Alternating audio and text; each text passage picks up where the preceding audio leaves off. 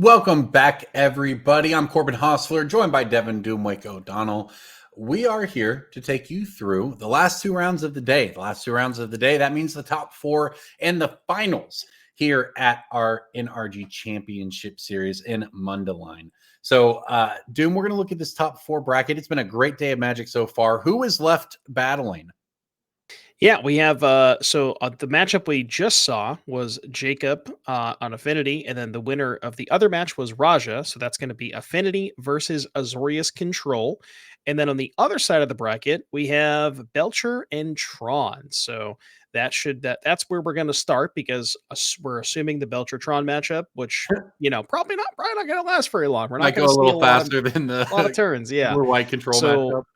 yeah, we'll probably have plenty of time to check in on Raja. So we're going to start with Belcher and Tron, and this is a matchup where it certainly heavily favors the Belcher deck, right? Tron doesn't really have a ton of meaningful interaction in terms of stopping the Belcher combo. The one thing that I will mention, probably Daniel's single most important card in the entire 75 is Karn the Great Creator, and there are 4 copies of those. So if somehow Daniel can catch Jacob without a Force of Negation or a Flare of Denial, and maybe can resolve a Karn and have that stick in play for an extended period of time, that is the one card that Daniel is looking for. But outside of that, it's just the Tron deck doesn't really have enough ways to clock.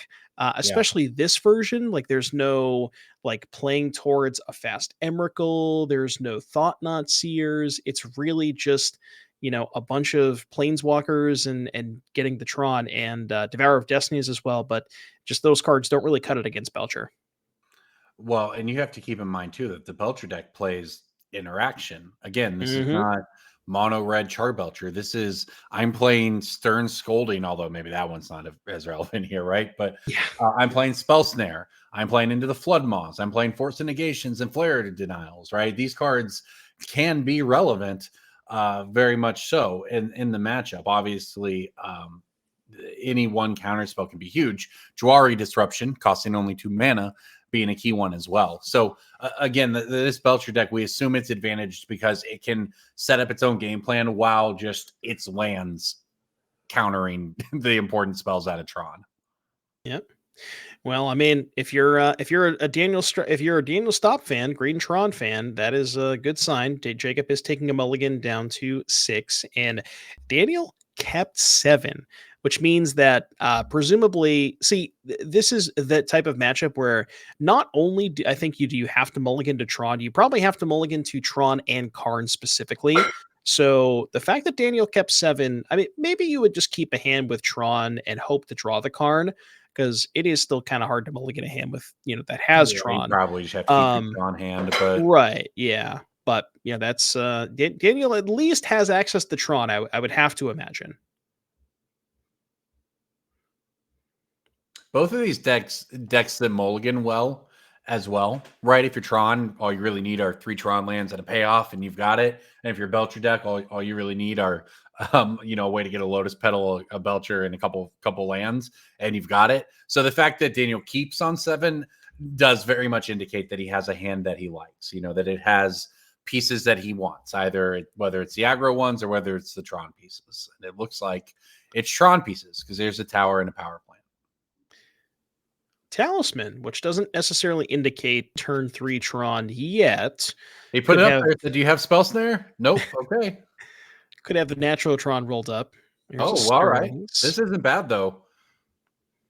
You got one deeper with the egg, and then you are able to ramp on turn 2 and still dig with the stirrings.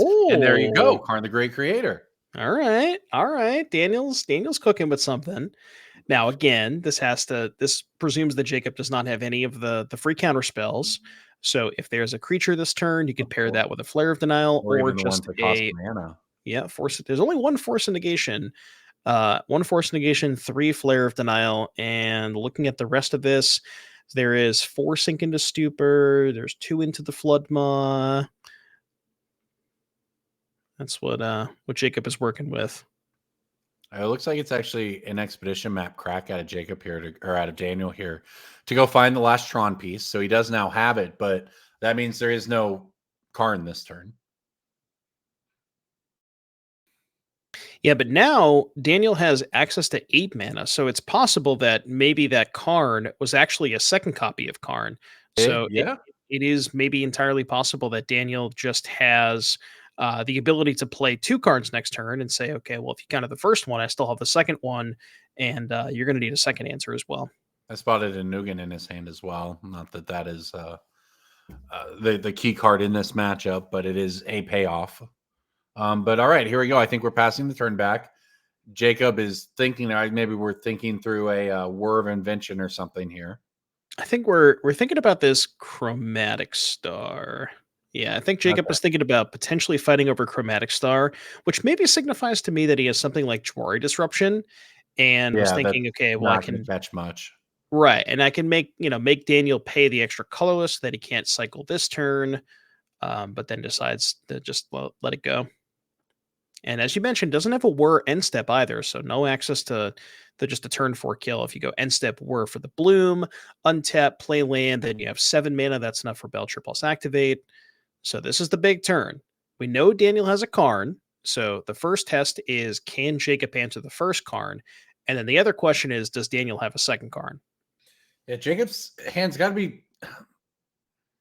I do wonder what his hand is because he's. I mean, obviously he's played no spells this game, but I would have expected a Whir on the instep there if you didn't do anything with your turn and you haven't done anything else in the game. So, really curious what he kept and what we're looking at right now. So cycle the stars, 2 floating. I see. It's hard to tell. I see an Ugin, the card that we know about. It's hard to tell. So 6 mana. Okay. Okay.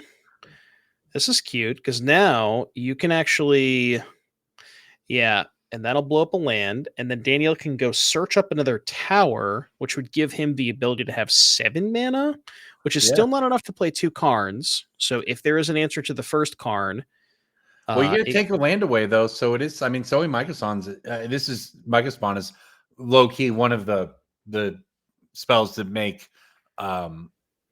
several decks kind of. I'm not going to say work, but it really greases the wheels in a lot of decks, right? It oh yeah. it smooths out everything, and that's exactly why right there. I mean, it's a plow under a good card, I guess. It's like Plow Under Plus.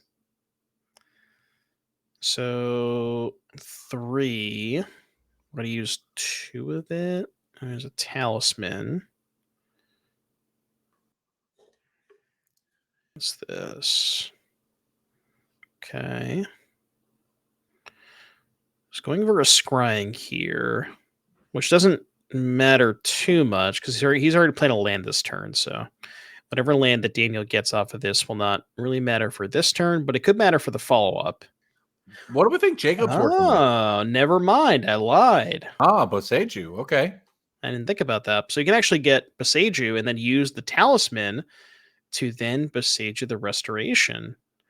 It's kind of wild to me that Daniel has done all of this and just didn't even cast the card, which, makes a lot of sense, right? Because he knows that Jacob has a ton of interaction and like ways to stop the Karn, any amount of counter spells.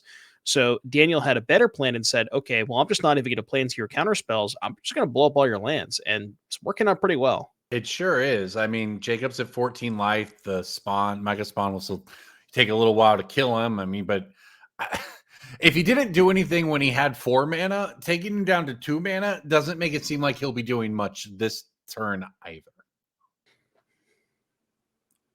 Actually, did we shock that one in or bolt that one in? I guess. Yeah, third land. Yeah, we bolted that one in, which I think it's pretty clear that Jacob has some sort of 3 mana counterspell because both players know about the Karn.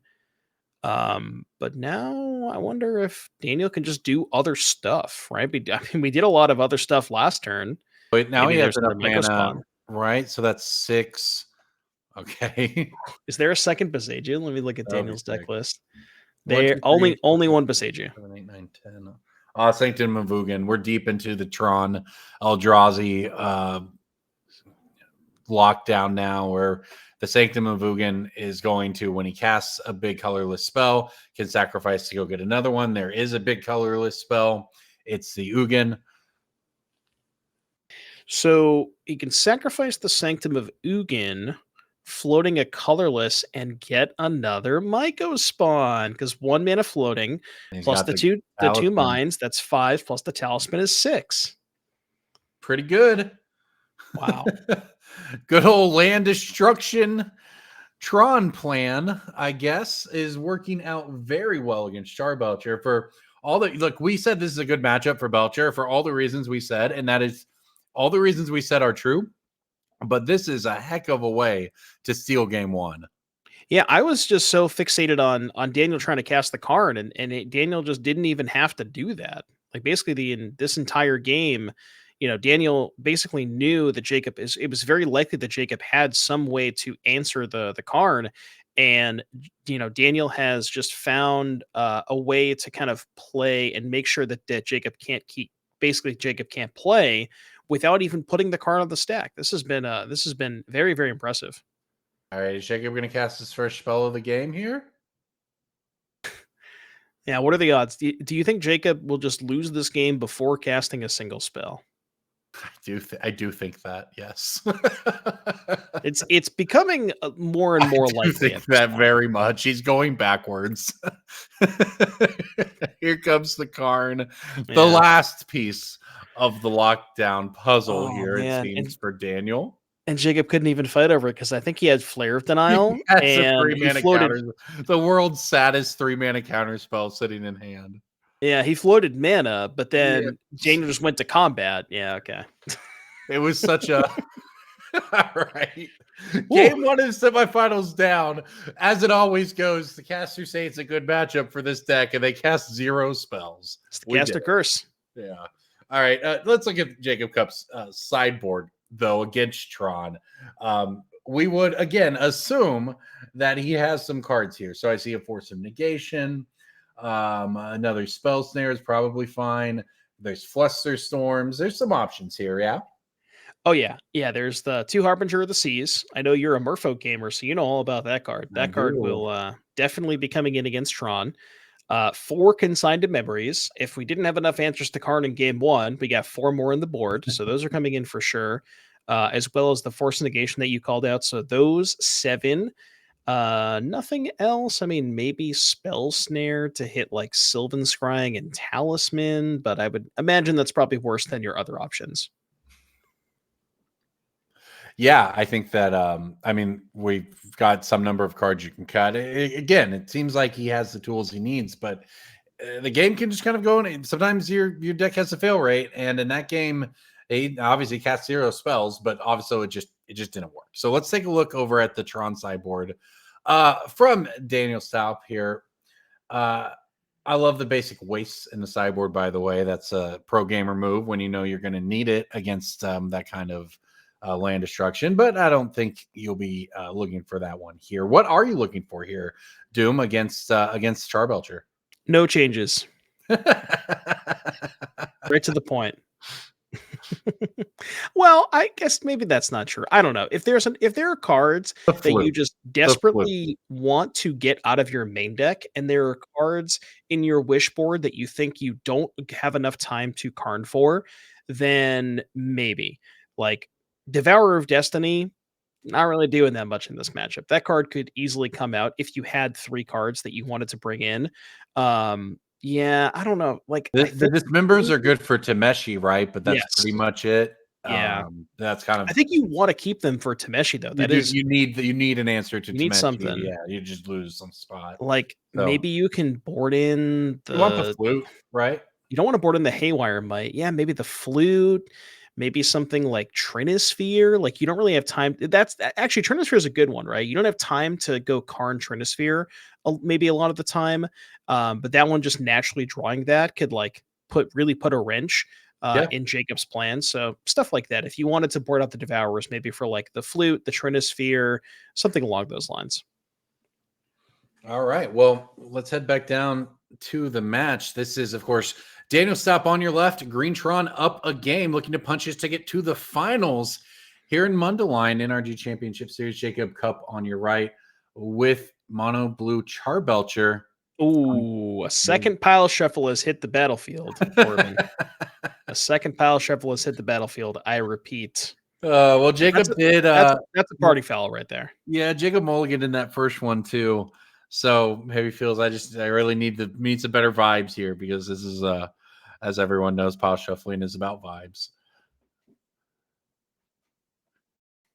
All good. I forgive you, Jacob. I forgive you.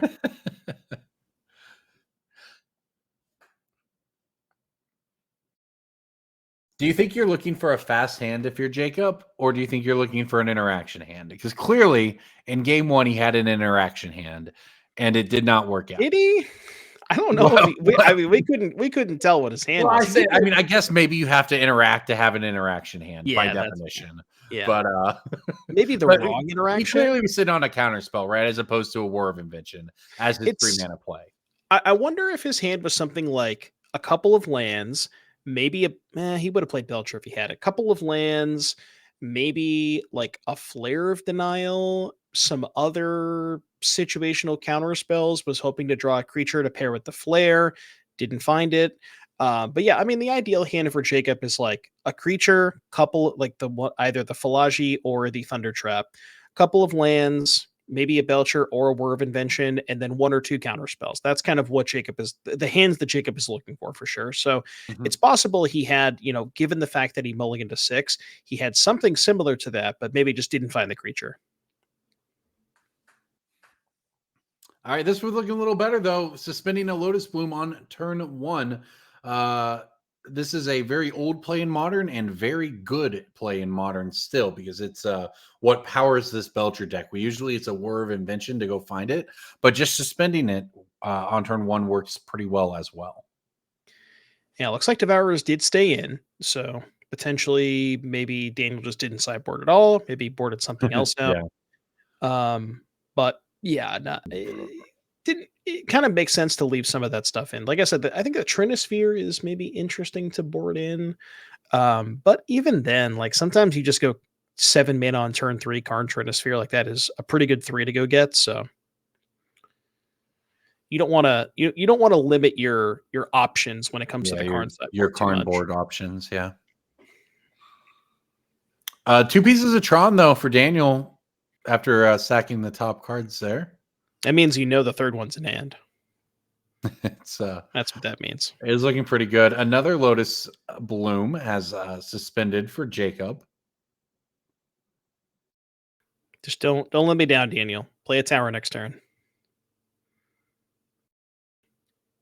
I wonder if Daniel, like the one, how many times Daniel has had natural Tron in the event, and 2, if he's like changing up which land he plays first, just to, like you said, based on vibes, like sometimes, it's a power plant kind of day, power plant kind of match, and then, next round it's a tower kind of match or whatever. But it's all about sometimes you don't want to eat the Oreo, Well, speak for yourself. So you don't want your tell. You don't want to have a tell, right? If you always play your Tron lands in the same order, and tell people you have natural Tron. Now, the way to know your opponent has natural Tron is if you're playing them, and you're not the Tron player, your opponent will have natural Tron, in my experience. Oh yeah. Speaking of natural Tron, here we are at a pretty convenient time. Here's natural Tron on turn 3 for Daniel. This is when he just passes.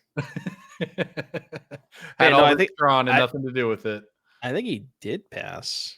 Or no, he didn't. Okay, we're waiting. Well, no, he did pass. He did, but we're gonna use our mana to Eldrazi command or Kozilek's command. Okay. Well, if there is a Belcher and a land at hand, we're going to game 3. So actually, that's not true. Daniel could have boarded in the Disruptor Flute and flash it in response to the Charbelcher being Belcher. Yeah. But yeah, Lotus Bloom hits battlefield. That means 3 mana from that is available to Jacob, along with 3 mana from lands. If there is an untapped 4th land, that's enough for Charbelcher plus activation. But it doesn't look like that's the case, or it probably would have happened already. Yeah, maybe Jacob just has all the counter spells in hand and just looking for the payoff. He had the mana this game. Yeah, because if he had War of Invention, you could just do that this turn. Although it's not a kill right now, you can go maybe. I guess you would need an untap land too, He's but got untap something. He's land. thinking this one through. Yeah. Saw some counting going on there. And here we go. 3 Oh, it could mana. be a Tameshi. Yeah, 3 mana for Lotus Bloom. From Lotus Bloom, rather. It's going to be Well, 3 for making white. white mana, it's definitely Tameshi. Yeah. Okay. Yep. And here we go. That's why you had to do some counting. We're going to go down to 1 white mana along with 1 other mana. And there is Tameshi. We Okay, can so pull that let's one do up on screen. Yeah. some math here. So pick that up, get that back. That's 3. 4, 5, 6, 7, 8, 9. Play land is 11. That would be 11. Is that enough for Whir plus activate? That is right, because you only need 10 for Whir plus activate. Yeah, so that would be enough. But that is, I'm assuming that's Dismember. That's what I was trying to figure out. It's got to I've be. never seen that before, though. Yeah, okay. So assuming so, that's a Dismember taking down the Tameshi here. So much for the plan of just going all in on Tameshi, making a bunch of mana, winning. At least it seems that way thus far. Although there is the Lotus Bloom does come back. Okay, so now with the Tameshi gone, the Lotus Bloom comes back. We have 1 floating, 2, 3, 4. Yeah, we only have 6 mana, so that wouldn't be enough to even Whir. Even that wouldn't even be enough to Whir for Belcher without An activation. without an activation. But did Jacob not replay land? I don't know if Jacob passed yet. Okay, Yeah, there we go. here's the trying to figure out whether he was bolting it in, perhaps. No, okay. So here we go. We got more. The trainer. Got an otter. So yeah, my guess is that Jacob's hand is probably consistent of War of Invention and some counter, maybe like 1 or 2 counter spells. Because I think Jacob did the math, realized that he had enough to go for Tameshi, had enough mana to do the War plus activate, but now with the Dismember has to kind of rebuild a little bit. The second Bloom's not going to come off for 2 more turns, so it's going to buy Daniel a little bit Do more you know time. what that Dismember is from, though? Chat's got our back. They figured it out. It's but a flesh wound. Oh, okay. I do remember that now. I guess I've never seen it in. Yeah, never I've seen it never seen it in person myself. Yeah. All right, well, here we go with the flare's gonna get fired off here. So both players kind of trading resources, right? Daniel with the removal spell was able to keep Tameshi from going off.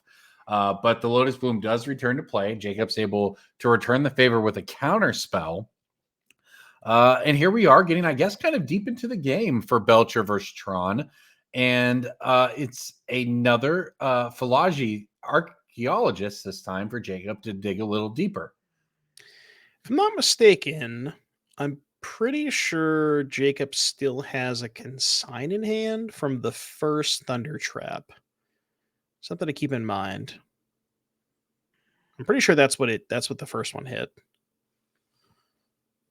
Looking at what? 2 lands and a Flood Maw? Looks like a flare. So flare Flood Maw land. Yeah. Ooh, not taking the flare there. Interesting. Wants the land, does Jacob? Yeah. So he wants access to. Obviously, he has Whir. So Oh, next turn, that's why you wanted the land, because now you have 10 mana. Okay. Go off 10 mana next turn. Yep. That's a magic number. That makes sense. So assuming the hand is, consign, Whir, and any sort of other like free counter spell, as long as you can stop Daniel's most relevant play. Oh gosh. Well, you're gonna need the consign. Yeah, so this is fine. You just consign the trigger, let him have a 10/10, and then untap and kill him. That's what the hope would be here. Yeah. Daniel is thinking through where he wants to put these triggers. Remember, this is a cast trigger, Izulamog, and that is why it is getting consigned rather than anything else. You actually still get the 10/10, but that doesn't matter if you're Jacob and you have, as you said, War of Invention in hand and 10 mana. It's got to be Whir. Because that's probably why he was doing math before. Yeah, That 7 would mana. certainly make sense to me. He was going to go in on Tameshi. There we go. War of Invention. This should go get the Charbelcher. And there it is. I think we will be off to a game 3 between the pair. Daniel just double checking. Yeah, Nice and retro border one. Retro frame the one. beauty of Belcher is, oh, don't do it one by one. Flip the deck. Just flip the whole deck. Why are we doing it one by one? He said, this is the deck tech. Look at the deck. Enjoy the deck. Oh, There there you we go. go. All right. Well, I like deck how tech we did the we first. fast forwarded to the end. I like how we did the first 10 one by one, and we're like, wait a minute. Yeah. What? There's no wait. There's no lands. Oh, but yes, this is how it always ends. You hand your opponent your deck to look through. They get to make any notes of it. In this case, it's open deck list, so nothing Yeah. Daniel doesn't know except for the fact now he knows exactly how Jacob sideboarded. And we'll take a look back at those sideboards as these players are knotted up at a game apiece. Going to go to game 3. The winner heading into the finals. Tron here. We saw that one looked more how we expected the match to go. But even still, I mean, we were able to see a little bit of pressure in the terms of mana generation and an Ulamog out of Daniel. Yeah, I mean, that game is definitely a quintessential game of exactly how Belcher wants it to go.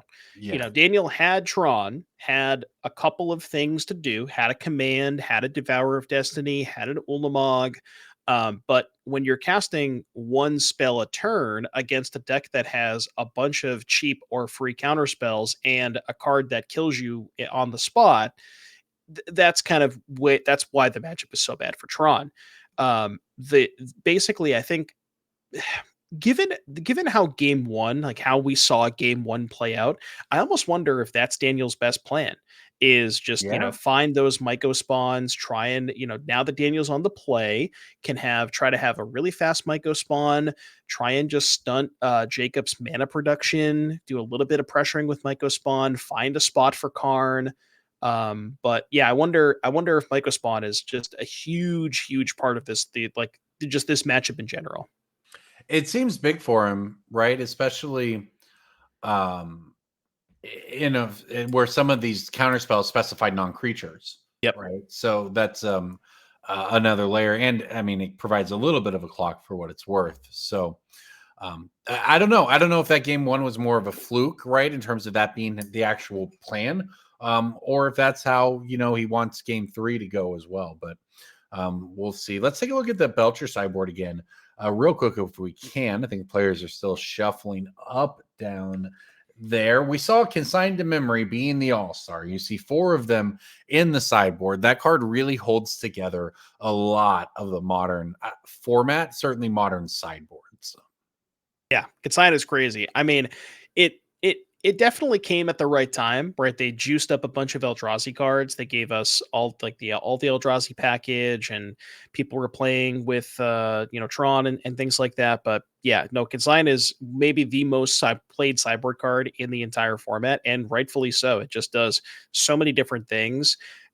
Even like even against decks that you wouldn't expect it to be good against, like Blink, for example, the Esper Blink deck, the fact that it can counter any triggered ability means that you can stop stuff like Solitude. You can stop things like Flicker Wisp and Felia. They have 2 separate triggers, so that the return trigger, The if delayed you trigger, if you counter the delayed trigger, their thing doesn't come back. It just does everything. It's crazy.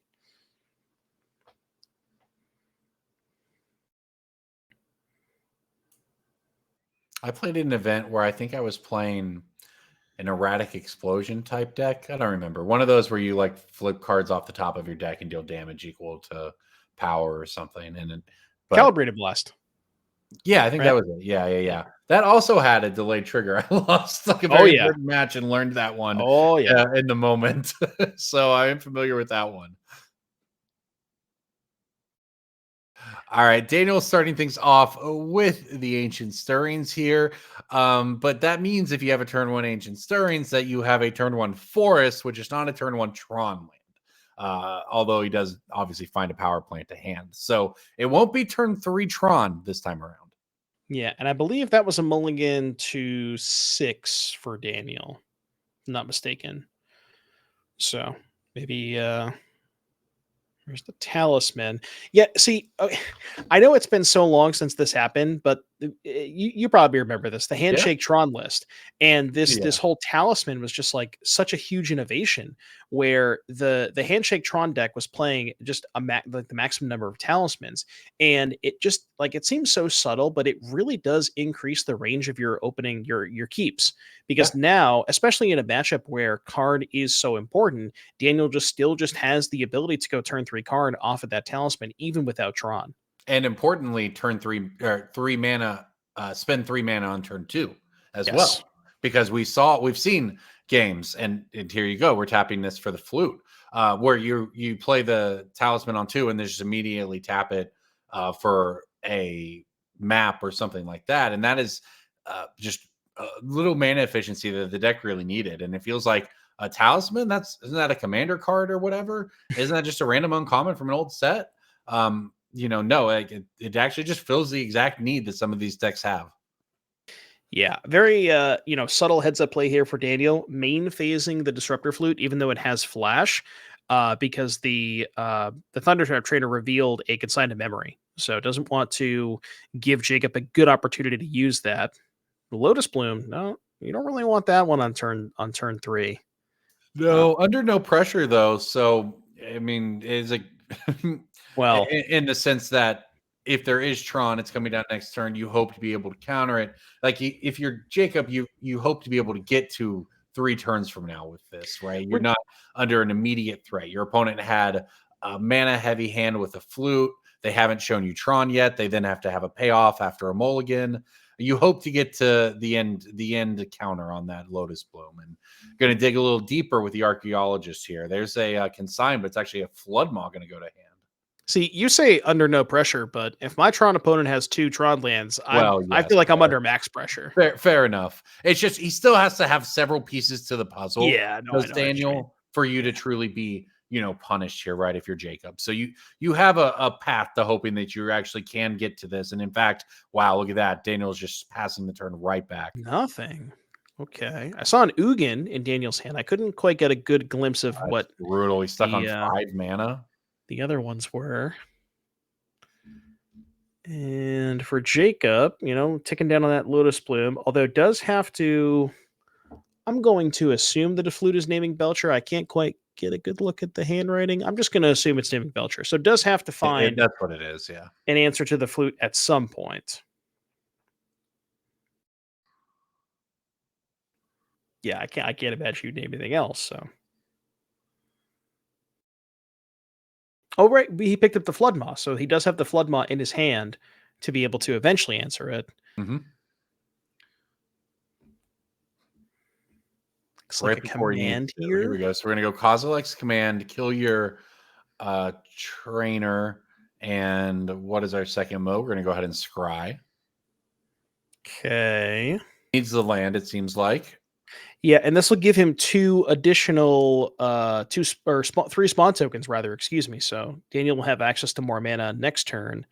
And if he finds the 3rd Tron land, then he's going to unlock a lot of possibilities. Oh, not making spawns. Okay. No, he went for the kill and the Oh, exile scry draw. draw. Okay. Yeah. Yeah. Wonder why he would go after one of the creatures there instead of making spawns. I guess maybe if he figures he plays Ugin this turn to kill the other Which he can do. Philagi, which he can Yeah. do, that will maybe cut Jacob off of playing Flare. Yeah, okay. Here's the Tron land. If he knew that his turn was going to be well, and I don't know if he would have, because you would think he might have done it last turn, right?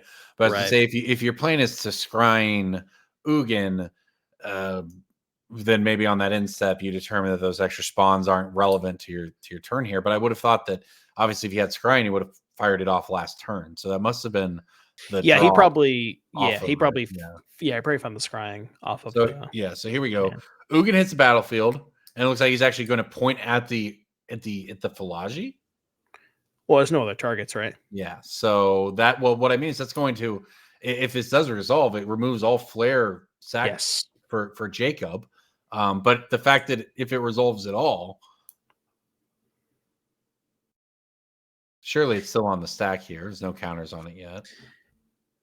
See, I don't know if Jacob actually cares about this card.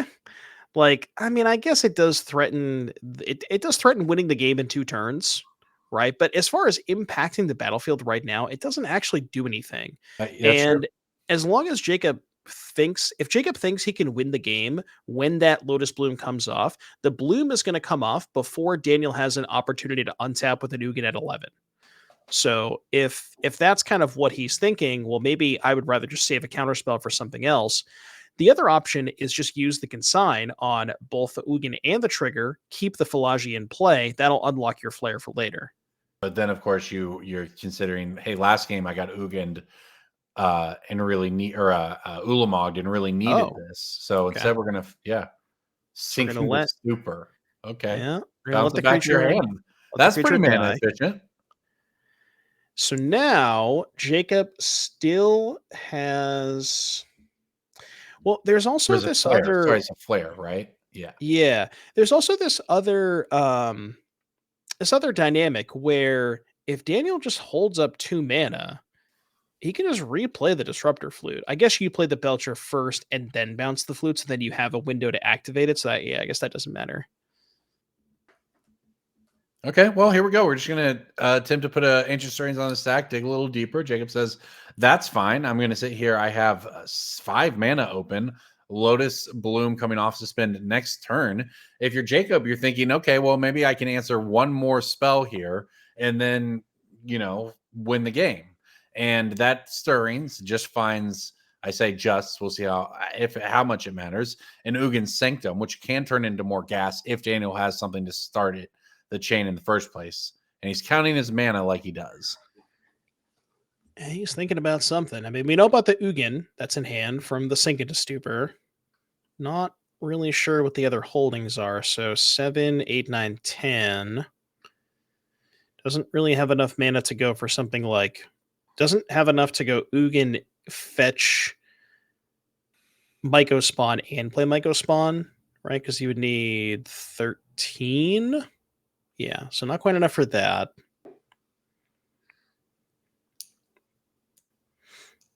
Oh, Corbin. Oh, Corbin. That is a stone brain. I mean, it's not going to resolve, but. And say that is a good one to put on the stack, because as you see on the screen, you can exile the stone brain, choose a card name, and just get rid of them. Get rid of all of them from the game. And obviously, you name Charbelcher, and your opponent's deck cannot win. So that one runs right into a counterspell. Yeah, cannot let Daniel have that one. So 3, 4, 5, 6, 7, 8. So the magic number here normally for Belcher is 7, right? 4 to play the Belcher, 3 to activate, but it's actually 8. I guess this also works. You can Flood Maw the flute, and then if Daniel decides to cast the flute in response to Belcher, then you could just consign it. Because I think Jacob has one more consign as well. Yeah, remember the flute having flash is especially disruptive. See what I did there? To the Belcher deck. In that you need to both cast the Charbelcher and activate the Charbelcher. Right. But so for example, if Jacob didn't have another counter spell, what he could have done, right? So the way to the way to play around the flute there, if Jacob didn't have a counter spell, is you go play the Belcher, then bounce the Disruptor Flute with the Belcher in play, and then you get priority to activate the Belcher before your opponent can replay the flute. So even if Daniel replays the flute after the Belcher activation, well, it doesn't matter. It's already resolved. Okay, so here we go. Flute comes back down. As you said, it runs right into consigned to memory, and that means it's a handshake from Daniel. Jacob Cup coming back from down a game to take the match with Mono Blue Charbelcher, and that means, Devin, that he is into our finals here at the NRG Championship Series Modern 10K in Mundelein. Absolutely. Yeah. I mean, I don't know if game one was just a fluke or something, but yeah, It was fun to watch. That game one was very, very interesting. But yeah, the post board game's kind of exactly how we thought the matchup was going to play out. So Sure did. congratulations to Jacob. Yeah, speaking of how we thought it was going to play out, remember how we teased control on table B? Well, guess what? they're still playing. And guess what? They're still in game 1. And guess what? They both are still at above 15 life. So here we go. We're going to have all the magic brought to you this round. Raja deep in the tank here with a ton of mana, trying to think about what to do against Jacob Hover's Jeskai Affinity. See, this is why we leave Raj on the backup feature match, because we know Raj has got us. If we ever need a backup feature match, he's got us. He's got us. Always it's a strategy, tried and true for getting camera time. I got to say, being the blue-white player. And they're pretty deep. Is that a Gaia Reach Sanitarium? What is that land? It's a Gaia Reach. Okay. That is a Gaia Reach Sanitarium. Okay. Oh yeah. I'm gonna pull up deck lists here because I want to take. There's a Wrath of the Sky, so we're back to square zero here anyway. Yeah, so I'm just gonna pull up Raj's deck list real quick. Yeah, so 2 Wrath of the Skies main, 2 Verdict main, 3 Prismatic Ending, 4 Solitude, 4 Time Raveler. He's not playing the I can't remember the name. Escron Scepter. That's not here. 10 lands to 4, by the way, in play right now. Is that a Kahira? Oh, we're at the Kahira stage of the game? It's a win condition. What do you want? Oh, wow. You gotta kill him somehow. Oh, he's going to. Slowly. Yeah. Painfully, though. I'll say that. I feel the pain for Jacob. I think we have entered what the kids call garbage time. Garbage time. Look, I like Affinity, and I think there are definitely some situations and board states where Affinity can come back. But especially with the Lava Spur boots in the graveyard, seems would you say this is one of them? Tough. No. I would in fact say this is one of them, yes. Every time Jacob goes to reorganize his lands, I think he's picking them up to concede, but then he doesn't. So.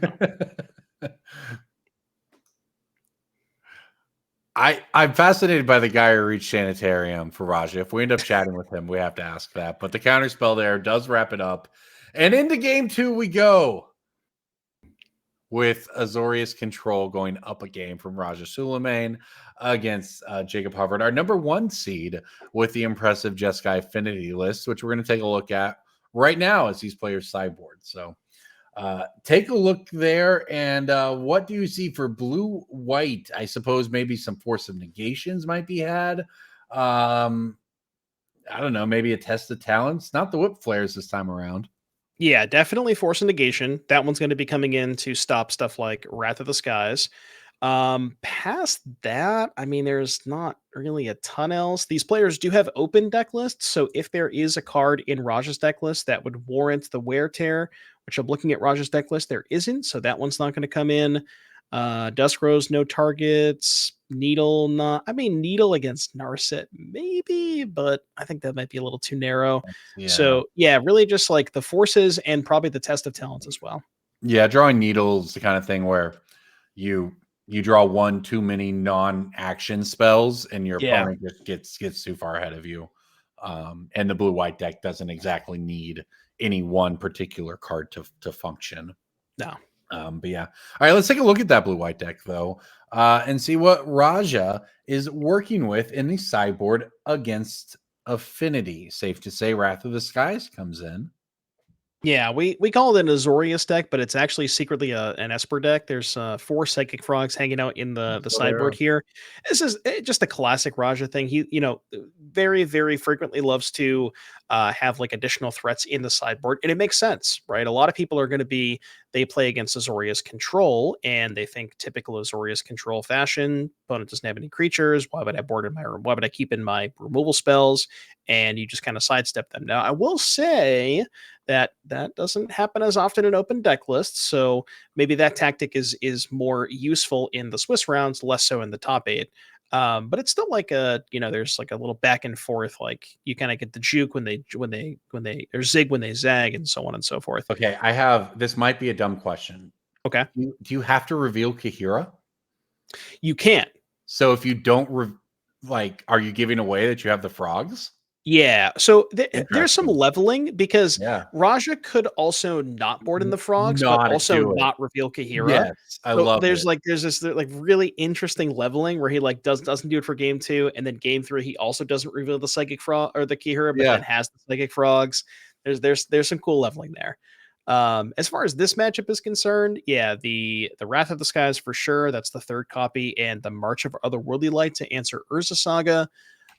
Stern Scolding against Tamio and Emery, but I don't know if there's enough targets for that. But yeah, the March and the Wrath. But I mean, honestly, I think Raj has kind of got the matchup is good enough. He doesn't need a lot. You got Supreme Verdicts in the main deck. It's blue white. You're doing what you want to do. I do think it's interesting the Consult the Star charts making its way in here, right? As the sort of card selection, the impulse of choice, or whatever you want to call it, the reload spell. Because if you look through the deck, obviously there's Narset, which will dig you, and obviously Jace will brainstorm, and Teferi will dig you a little more. But again, just like actual, I want 2 cards for my 1 card. Consult the Star charts is one of the better ones and more flexible ones that has been printed recently. Yeah, that's a huge new addition here. It's very subtle, but these decks before did play something like Stock Up. But when you're playing with 4 copies of Counterspell and all of these instant Right. speed, interaction, it makes a lot of sense to play something like Consult. And especially later in the game, Raj's deck is typically going to play a game that lasts 10, 11, 12, 13 turns. And, if you're looking for one very specific card, especially after sideboard, you're looking for one of these silver bullet one-ups in the board. If you look at the top 10 cards of your deck with consult, you're probably going to find it. Yeah. Also, that probably plays into the choice of, along with the spells that matter for it, but tune the narrative as the cantrip of choice in the deck, right? As an Hmm. instant speed one. Obviously, the other parts of the card are relevant as well, but that all plays well with sort of the vibe of this instant speed Azorius deck with literal counter spell, as opposed to sometimes you see blue white in other formats, especially where it's more of a tap out type deck. But all right, here we go. We are off and running. And in fact, a decent little start here for Jacob. We've got a Tamio and a Mox.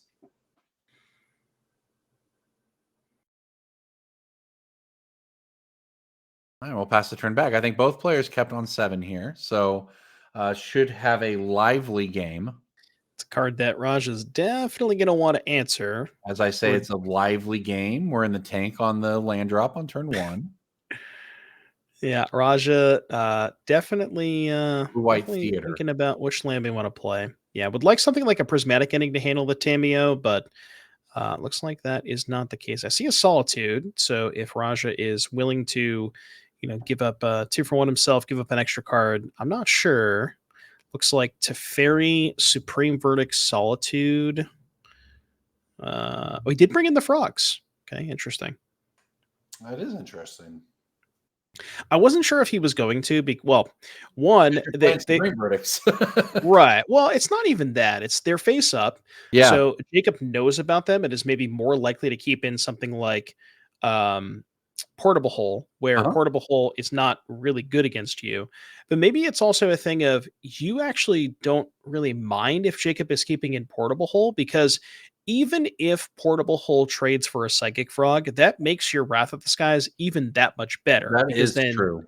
yeah, so I think if it was something like maybe Fatal Push or some other sort of removal spell, then Raja would be less interested in bringing them in. But it's like, yeah, sure, play Portable Hole, just play into the rest that I'm already going to bring in anyways. That's a really, really good point, I think, right? Because that's one of those next level things, and whether or not that went into all of this decision making or not, versus he just always does this in this matchup. Like it is very smart because it works out that way. And if on turn 2 or 3, your opponent trades their 1 mana for your 2, yeah, you're down in that, but that means they're still just ultimately keeping the board state at a status quo, which in the end is going to benefit you as the Azorius control deck. So sort of maybe unintuitively presenting threats or even the threat of threats out of your control deck can ultimately help you stall the game.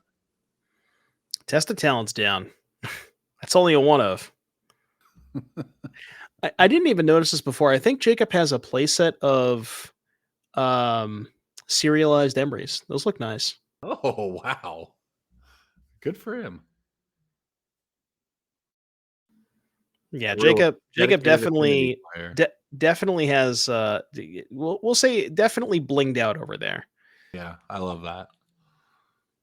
Those Mox Opals. I hadn't even seen those Mox Opals before today. I didn't even know that that version of it existed. Me neither. The joy of Magic in 2025 is that, and the curse as a commentator, but is that there's new versions of cards to look at all the time, things you've never seen before. Wander the floor at an event, an NRG show, and say, "Oh, look, I've never seen some of these cards." So that's a lot of that in Magic. All right. Will Raj deploy the frog? He will not. Now this makes sense, right? If this gets through to Fairy, Bouncer, Emery, just have the stall down, and in fact, it earns a Kappa Cannoneer getting Ooh. pitched to that Force of Negation to keep Teferi off the battlefield. Yeah, I think you'll take that as a win if you're Raja. Nice clean 2-for-1. Yeah. So Sure. that's an Amber in play, right? So there's Is there 3 mana now available for Jacob here. is there even anything good in the graveyard? I think the mills were Tameo, 2 lands, and a Kappa Cannoneer, so nothing there. Did hit a bauble, so at least has that. And there's a Thought Cast, and it does resolve. So okay, digging a little deeper here. So now, at worst, he can go sack bauble, replay bauble off Emery. Looks like that might be what we're going for. Yeah, I mean, this seems like it's just kind of a small play, but you are, hey, I'm up a card, I'm up a little bit of value, and in fact, able to make a land drop is Jacob, and that's the kind of small benefit you need against Raja, and that's why everyone fought over the Emery in the first place. Yep. Yeah, and that's why Jacob was willing to 2-for-1 himself just to be able to answer that to Fairy, which, and thinking about it from the perspective of has to pitch a Kappa Cannoneer, but one, maybe the Kappa's not that far. Maybe we're not that close to the Kappa anyways. And Yeah, 2, if I get to keep the Emery in play, well, I have a Kappa in my graveyard, so I don't even need this extra Kappa in hand. It's not true. doing that much for me. And also, Kappa Cannoneer is a threat. It's probably the best threat, but also not the only threat or the only way to win games. And every turn I'm able to loop Bobble and Emery is another card up. And obviously, when you're Mhm. playing against a blue-white control deck, they're trying to bleed you out of cards. So Yep. yes, any card you can sort of, I don't want to use the word steal, but any kind of card you can gain through just a sort of small trade like this that doesn't seem like it's making a huge difference in the overall match, right? Obviously, life totals are the same. It's just one extra card, but those are the kind of small advantages that you need to build up. And that's why you actually see a Supreme Verdict getting fired off here just to answer the Emery. Yeah, I mean, Raja maybe not the happiest that he has to make this play, but it's just going to keep getting worse for him if he doesn't. Because like I said, at the very least, Jacob can still draw an extra card every single turn. So if he has Kappa in hand, he's got 5 total, so would need a land to be able to play Kappa from hand.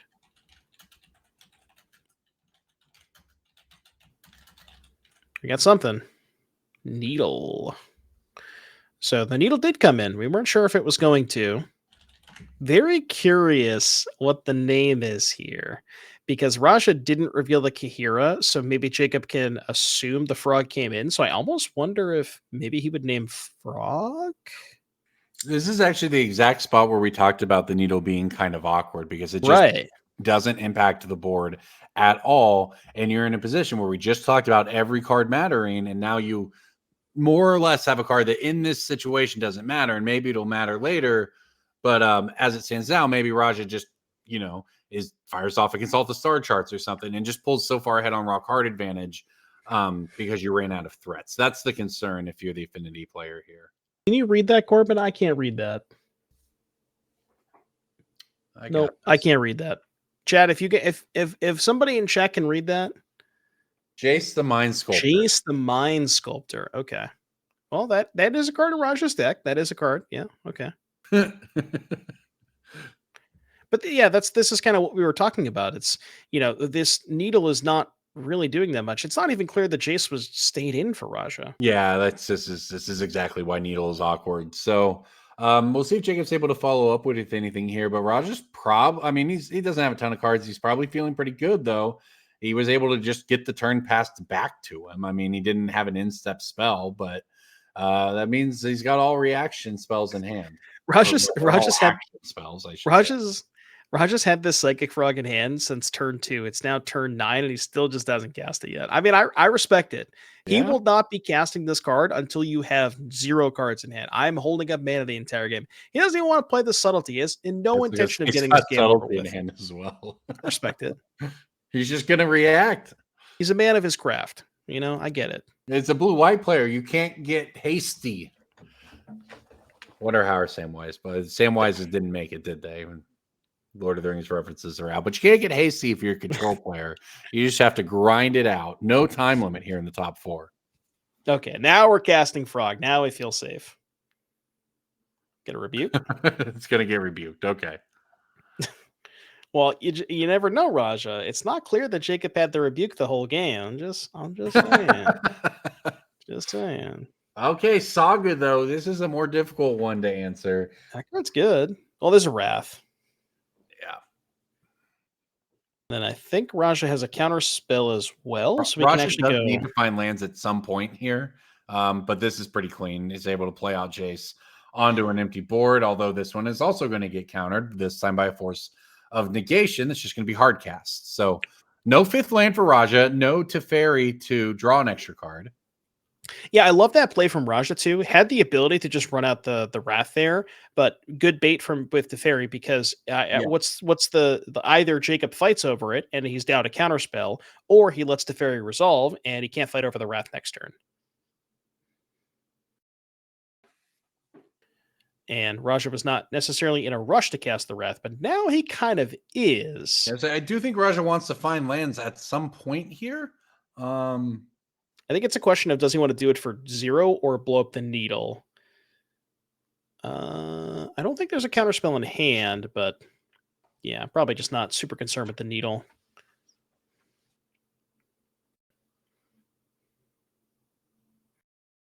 Does Jacob have a way to fight? I mean, if he has another counterspell, keep the Saga in play. That would be pretty good. We are asking a question. Okay. What do we think we could be asking here? To the list we go. To the deck list. I don't know. Maybe it's something with like timing on Urza Saga triggers. We're back. I don't know. We're back. Okay, that was fast. What happened? Oh, Odawara the Saga. I see. Okay. Okay, sure. And that allows me to replay it. Raja did have a second frog there, so that is something that Jacob has to answer. Is this a Cap Cannoneer? Okay. This is all not bad here for Jacob. You've got the Saga redeployed. You've got the Kappa Cannoneer cast. It is going to run into that subtlety that's been hanging out in Raja's hand for so long. Stern Scolding going to get exiled there. Both players really far down on cards here. Saga versus Frog almost. Looks like a third frog picked up for Raja here.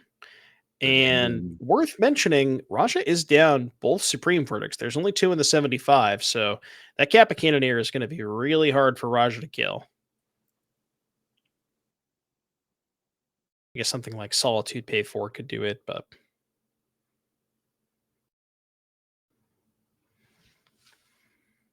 Yeah, Raja thinking this one through. I think he had a plan to deal with that Saga, and then it did not work out. We'll see if this comes up. Ironically, Jace the Mind Sculptor bouncing constructs is one of the ways to dig out of that fairly without a board wipe. But Raja's going to go the other direction here. We're going to commit more to the board. We're going to go second Psychic Frog. Yeah, I didn't actually see if Jacob kept the Kappa Cannoneer or if he bottomed it. I think he put it on top, right? But I'm not positive. We'll see.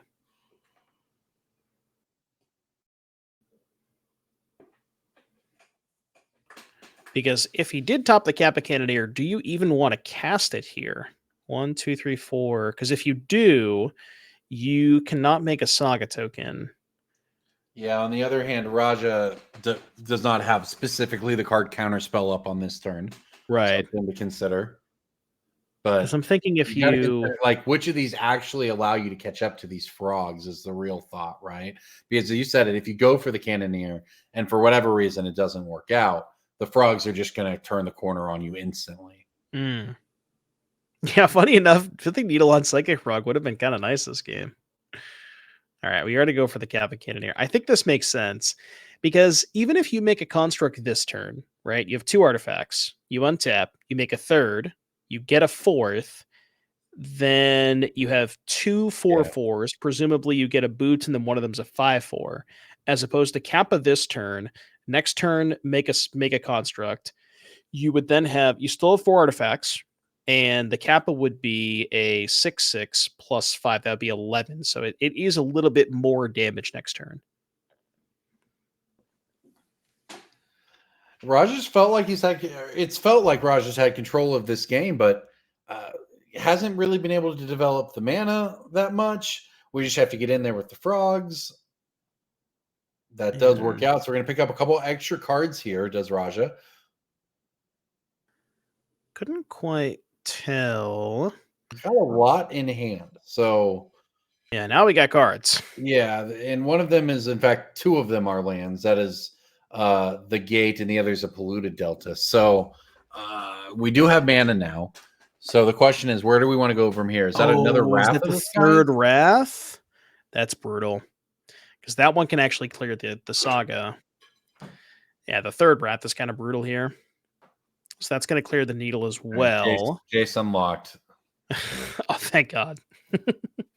Yeah, but I mean, just for clear, that needle didn't accomplish anything. No, it But didn't do this that much. Cannoneer might, because it is turning sideways. Like, Jacob has at least progressed the game to where he is able to attack, but now not a lot of cards to work with, and Raj has got 2 active frogs.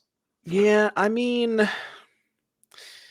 it's a question of Raj is almost at a point where it's 17, right? If can you make this a 2-turn clock and still keep enough stuff in hand that you feel safe, right? Because you do have to think about eventually. No, Raj is not going to go discarding. I was wondering if that was the turn. Maybe we dump an extra card or 2. Because if you discard 3 that turn, right? You make it 5, then you put Jacob down to 12, and then you have 5 in play, and then you have to, if you can get to 7 next turn, that would be a 2-turn clock. And I don't know. Something to think about. Because there is a string of draws where maybe Jacob, like, I don't know, draws Thoughtcast into Pinnacle Emissary plus a 0 and turns the Kappa into a 2-turn clock. Not sure. But I guess you have the Thoughtcast covered anyways with the counterspell. So not a big deal either way. See what Jacob finds. A bauble. That'll make the Kappa unblockable for a turn, but Yeah, it's don't not know if that's really what Roger was looking to do. getting him anywhere. So that's an attack for 6. Well, I mean, I guess an artifact would theoretically be lethal next turn. Yeah, I mean, he's got Roger down to 7 here. Pop the bauble. Get another card deep. But Roger's going to consult here and probably find a Solitude because he's This only is gone through 1 this game, right? Yeah, this is what Yeah, we it is talked Solitude. about in the sideboarding, right? Like how flexible and good this card is right here.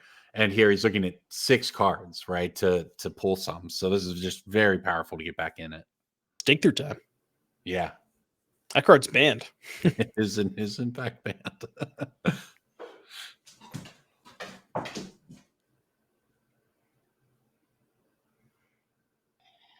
Yeah, he's taking his time, but Roger has to feel pretty good about this. The frogs, they worked pretty well. I mean, I think really though, I mean, like Wrath of the Skies is just so good here that Frog is a good follow up. Anything would be a good follow up, but Frog being more card advantage is particularly strong. And there's now a pair of Solitudes in hand for Raja. Yeah, it's like Raja. This matchup is so good for Raja. It like obviously Psychic Frog is, definitely a more powerful way to win the game. But that could have been a subtlety. I guess maybe not because Raja did draw a lot of cards off these frogs. So just the ability to like end the game and make sure he's got a steady flow of cards going. It's not, it is very unique, but Yeah, I could have. Now we're definitely in garbage time. I just saw how many cards he had in hand.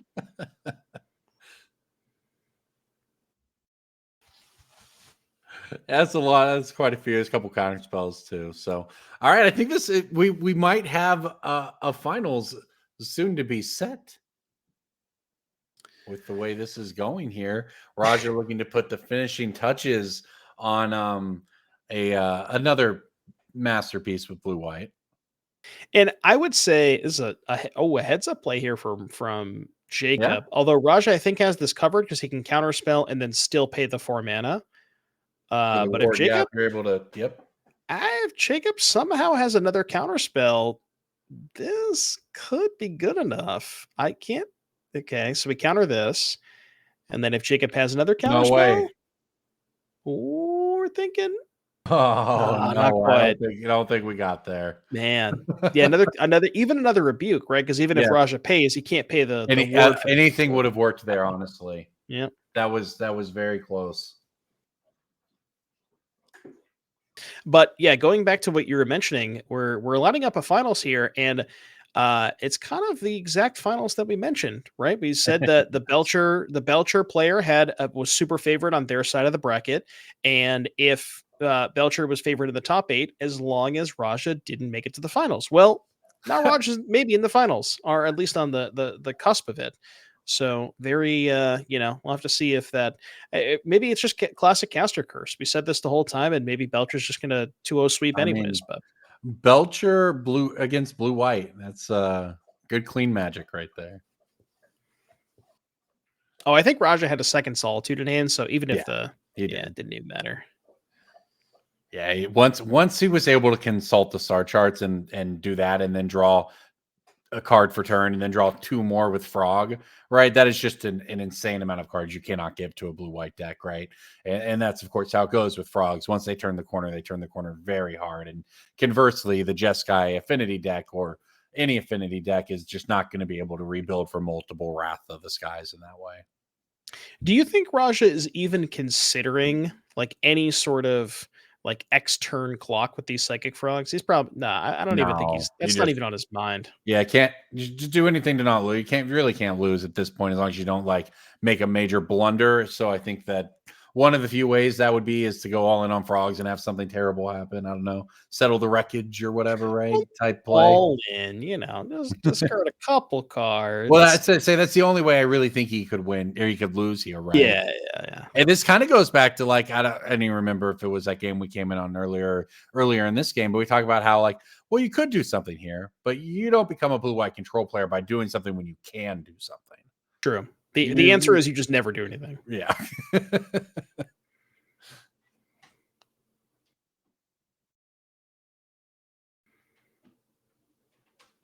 I Psychic think Frogs do turn the heat up though. Very well. I Like this was a perfect showing of why they are in the sideboard. my eyes might be deceiving me, but I think I might have seen him thumbing through a Jace when he was shuffling, so it's possible the Jace stayed in. You never know.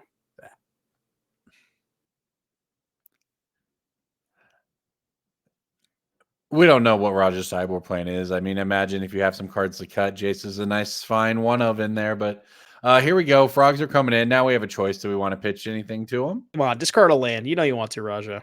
Come on. All right, fine. Not even a land. Nope. Can't even give me a land.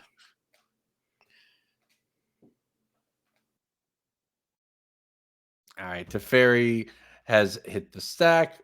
We will see if this resolves. If it does, of course, Jacob will be cut off spells on Raj's turn. So this baits out. Oh no, a turn too late rebuke.